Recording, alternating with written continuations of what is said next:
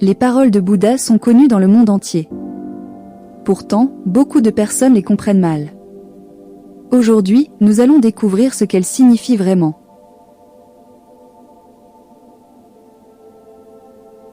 Accepte ce qui est, laisse aller ce qui était, et aie confiance en ce qui sera.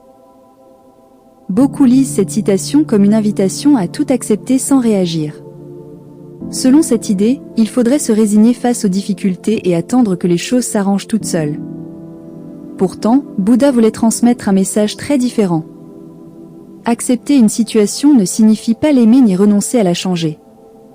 Cela signifie d'abord reconnaître la réalité telle qu'elle est, au lieu de perdre son énergie à lutter contre ce qui s'est déjà produit. Une fois cette réalité acceptée, on peut agir avec plus de lucidité. Imagine une personne qui perd son emploi. Pendant des semaines, elle répète que cela n'aurait jamais dû arriver et reste prisonnière de sa colère. Une autre traverse la même épreuve. Elle est triste, mais elle accepte que le passé ne peut plus être changé. Elle met alors son énergie à chercher une nouvelle opportunité et avance progressivement. C'est ce que Bouddha voulait nous faire comprendre. Tant que nous restons accrochés à ce qui n'existe plus, nous empêchons souvent ce qui pourrait naître demain. Accepter le présent, c'est ouvrir la porte à un nouvel avenir, sans rester prisonnier du passé.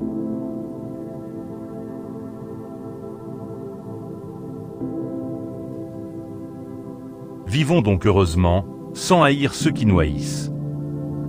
Répondre à la haine par la haine semble naturel. Beaucoup pensent que c'est la seule façon de se défendre ou de rendre justice. Pourtant, Bouddha voyait les choses autrement. Pour lui, la haine ne disparaît jamais en ajoutant davantage de haine. Au contraire, elle grandit et finit par emprisonner aussi bien celui qui la reçoit que celui qui la nourrit. Imagine deux voisins qui se disputent pour un simple malentendu.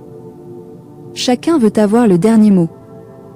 Les insultes deviennent de plus en plus violentes, puis les familles finissent par se détester pendant des années. Tout est parti d'un petit conflit qui aurait pu s'arrêter très tôt. C'est ce que Bouddha voulait nous faire comprendre. Refuser de répondre à la haine par la haine ne signifie pas accepter l'injustice ou se laisser maltraiter. Cela signifie choisir de ne pas laisser la colère des autres décider de notre propre comportement. En gardant notre paix intérieure, nous brisons souvent un cercle qui aurait pu durer toute une vie.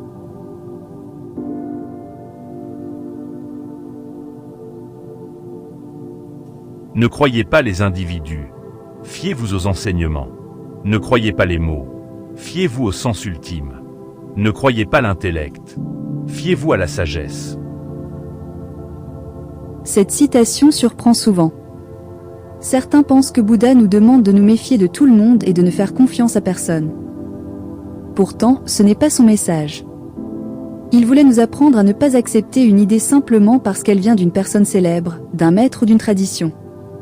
Ce qui compte, ce n'est pas l'autorité de celui qui parle, mais la vérité de ce qui est dit et l'expérience que nous en faisons. Imagine quelqu'un qui suit aveuglément les conseils d'un influenceur uniquement parce qu'il est populaire. Il ne se demande jamais si ses conseils sont vraiment utiles ou s'ils correspondent à la réalité. À l'inverse, une personne prend le temps de réfléchir, d'observer et de vérifier par elle-même avant d'adopter une idée. C'est cette attitude que Bouddha encourageait. Il nous invite à dépasser les apparences et les beaux discours pour chercher ce qui est réellement juste.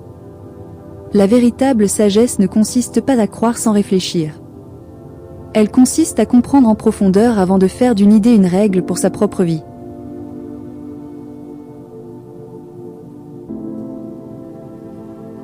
Faciles à voir sont les fautes d'autrui. Celles du soi sont difficiles à voir. Il suffit de passer quelques minutes sur les réseaux sociaux pour s'en rendre compte. Beaucoup de personnes repèrent immédiatement les erreurs des autres, mais ont beaucoup plus de mal à reconnaître les leurs. C'est exactement ce que Bouddha voulait nous faire comprendre.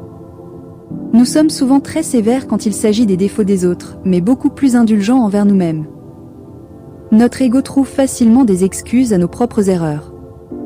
Imagine un homme qui critique sans cesse son collègue parce qu'il coupe la parole pendant les réunions. Pourtant, dès qu'il rentre chez lui, il interrompt constamment sa famille sans même s'en rendre compte. Ce qu'il reproche aux autres, il le fait lui-même. C'est ce que cette citation nous invite à regarder.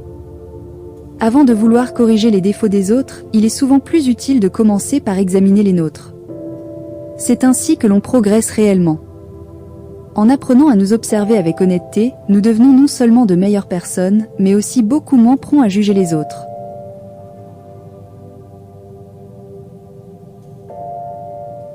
Le monde est aveugle.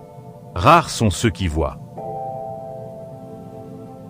À première vue, cette citation peut sembler dire que la plupart des gens sont ignorants ou moins intelligents que les autres. Pourtant, Bouddha ne parlait pas des yeux, ni même de l'intelligence. Il parlait de notre façon de voir la réalité. Selon lui, beaucoup vivent sans vraiment comprendre ce qui les fait souffrir. Ils courent après l'argent, la réussite ou l'approbation des autres en pensant que cela leur apportera un bonheur durable, puis ils sont déçus lorsque ce bonheur disparaît. Imagine une personne qui croit que sa vie sera enfin parfaite lorsqu'elle achètera une nouvelle voiture. Une fois son rêve réalisé, la joie dure quelques semaines, puis elle cherche déjà autre chose pour se sentir heureuse. Ce cycle recommence sans cesse. C'est ce que Bouddha appelait une forme d'aveuglement. Voir, ce n'est pas avoir plus de connaissances que les autres. C'est comprendre ce qui nous rend vraiment libres et ce qui nous maintient prisonniers de nos désirs, de nos peurs et de nos illusions. C'est cette lucidité que Bouddha invitait chacun à développer.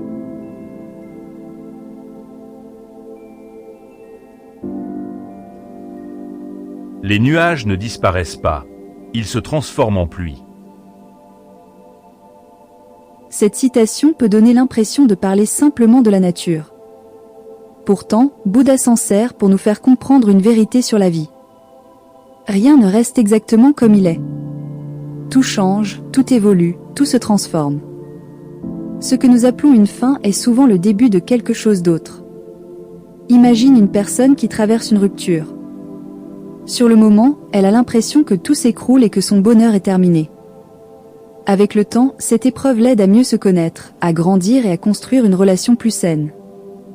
Ce qui semblait être une fin devient le point de départ d'une nouvelle étape. C'est ce que Bouddha voulait nous enseigner. Les moments difficiles ne disparaissent pas toujours d'un seul coup, mais ils peuvent se transformer en expérience, en force et en sagesse. Comme les nuages qui deviennent la pluie, les épreuves changent de forme. Elles ne restent pas éternellement les mêmes, et nous non plus.